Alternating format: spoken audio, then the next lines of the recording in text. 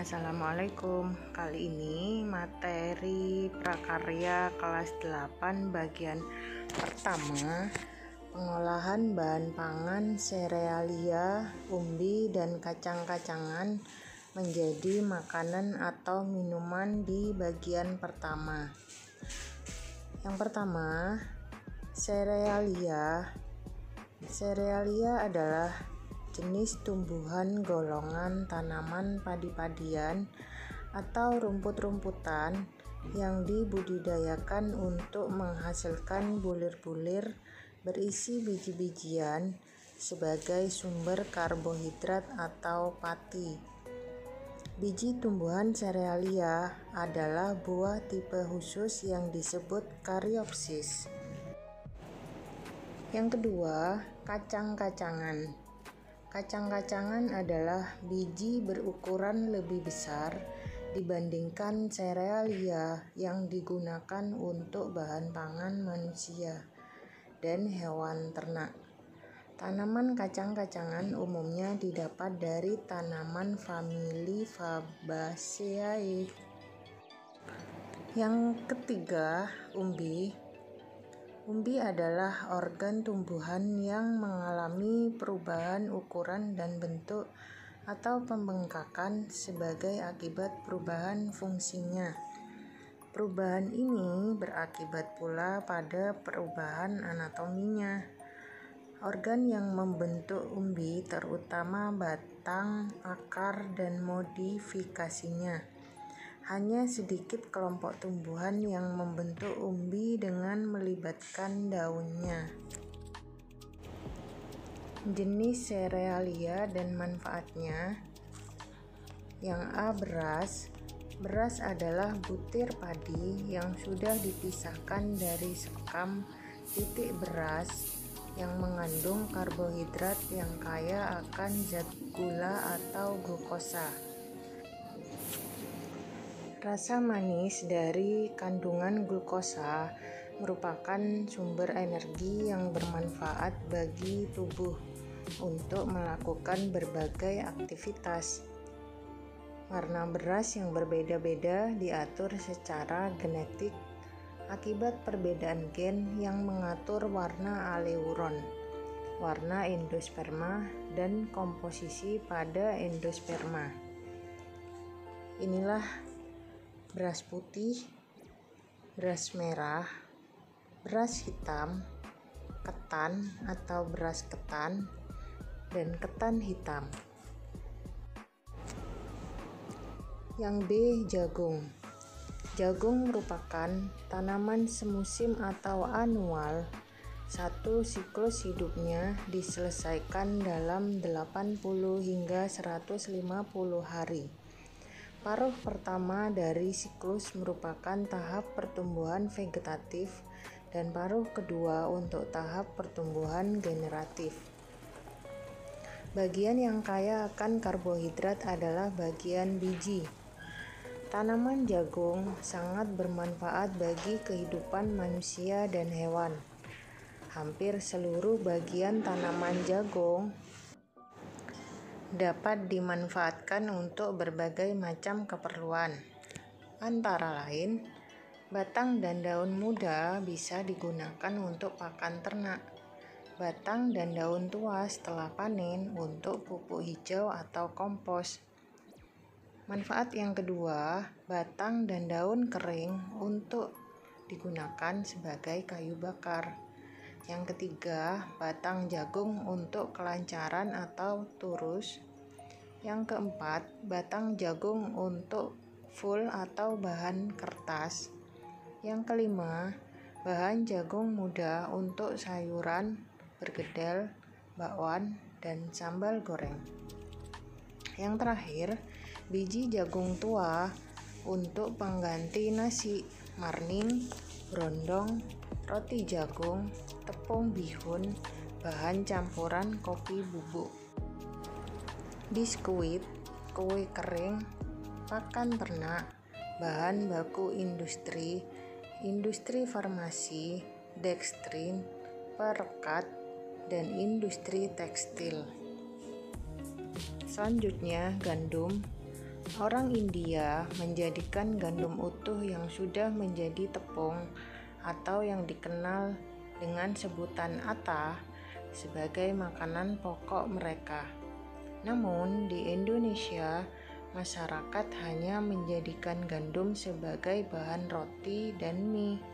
Padahal gandum juga mempunyai kandungan karbohidrat cukup tinggi, sama seperti dengan nasi. Yang D. Sorghum. Sorghum adalah tanaman serbaguna yang dapat digunakan sebagai sumber pangan, pakan ternak, dan bahan baku industri. Sorghum mengandung karbohidrat, dan sorghum bisa dijadikan bioetanol yang bisa digunakan sebagai bahan bakar. Sorghum bermanfaat mulai dari daun hingga akarnya.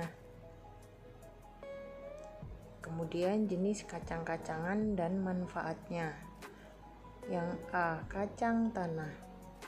Di Indonesia, kacang tanah memiliki beberapa sebutan seperti kacang Bandung, kacang jebrol, kacang kole, kacang tuban, dan lain-lain. Kacang tanah mengandung banyak nutrisi yang dibutuhkan kesehatan tubuh, di antaranya serat, protein, karbohidrat, lemak, dan berbagai macam vitamin serta berbagai jenis mineral. Kacang hijau merupakan bahan pangan yang menyehatkan karena memiliki kandungan nutrisi yang sangat bermanfaat sebagai obat-obatan dan kesehatan tubuh. Berikut ini kandungan dan manfaat kacang hijau bagi kesehatan. Yang pertama, mengandung kalsium, fosfor, zat besi, vitamin B kompleks yang berkhasiat sebagai obat beri-beri, demam nifas, dan pelancar air seni. Yang kedua, mengandung zat besi yang tinggi sehingga dapat bermanfaat bagi penderita kurang darah atau anemia. Berikutnya kedelai. Kedelai termasuk tanaman semusim, tergolong famili Fabaceae. Buah berbentuk polong dan diperbanyak dengan biji. Kacang kedelai memiliki kandungan nutrisi yang baik untuk tubuh.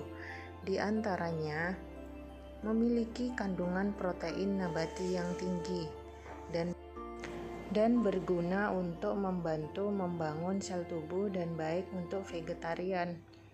Selanjutnya, mengandung vitamin B1, B2, B6, dan provitamin A, kalium, magnesium, selenium, karbohidrat, protein, dan asam omega 3. Sumber lemak yang sangat baik untuk susu bayi karena kandungan gizinya lengkap. Yang ketiga, jenis umbi dan manfaatnya. Yang pertama ada ubi jalar.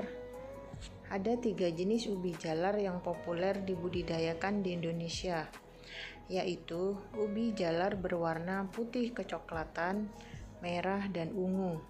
Ketiga jenis ubi jalar tersebut memiliki varietas unggul dengan produktivitas tinggi. Beberapa varietas ubi jalar yang populer adalah ubi Cilembu, Ibaraki, Lampeneng, Georgia, Borobudur, Mendut, dan Kalasan. Ubi jalar merupakan makanan yang memiliki rasa manis yang bebas lemak, sehingga cocok bagi penderita diabetes karena dapat mengontrol kadar gula darah. Selain itu, juga mengandung vitamin B6 yang dapat mencegah serangan jantung dan kalium yang berfungsi menstabilkan tekanan darah dan dapat mengurangi stres. Selanjutnya, singkong atau ubi kayu atau ketela pohon. Singkong atau ubi kayu merupakan tanaman perdu dengan akar tunggang dan sejumlah akar cabang yang membesar menjadi ubi akar yang dapat dimakan. Singkong yang dimakan bagian dalam umbinya yang berwarna putih atau kekuning-kuningan. Umbi singkong sering dimanfaatkan sebagai pengganti makanan pokok karena mengandung banyak karbohidrat, namun miskin protein. Sementara daunnya termasuk sumber protein yang bagus karena mengandung asam amino metionin. Oleh karena itu, daun singkong yang masih muda banyak dimakan sebagai lalap atau dibuat sayur daun singkong. Umbi singkong memiliki kandungan kalori, protein, lemak, hidrat arang, kalsium, fosfor, zat besi, vitamin A, B, dan C, serta amilum. Talas. Umbi talas sebagai sumber karbohidrat pengganti beras, sehingga dapat dimanfaatkan untuk berbagai keperluan. Salah satu daerah yang makanan pokoknya umbi talas adalah Kabupaten Sorong, Papua. Dalam talas terdapat kandungan gizi karbohidrat yang tinggi pada umbinya dan juga mengandung rendah lemak serta protein. Beberapa manfaat talas sebagai berikut. Kandungan serat yang cukup baik dapat memperlancar kerja pencernaan. Yang kedua, mengkonsumsi talas rebus tanpa tambahan apapun menjaga kolesterol darah tetap rendah, mencegah resiko gangguan jantung dan tekanan darah tinggi, karena setiap cangkir talas mengandung potasium mangan dan kalium yang manusia butuhkan. Yang ketiga, kandungan beta-karoten pada talas bermanfaat untuk menjaga kesehatan mata, kulit, dan meningkatkan fertilitas. Kentang. Kentang merupakan salah satu tanaman tahunan yang paling banyak ditanam di seluruh dunia.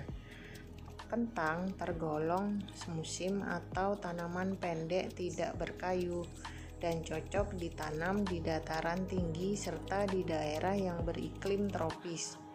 Kentang memiliki banyak manfaat, antara lain memelihara kesehatan sistem pencernaan karena mengandung serat yang cukup tinggi, melawan penyakit serta penyakit jantung, gangguan saraf, tumor, dan dapat membantu mengurangi resiko kanker prostat dan kanker rahim.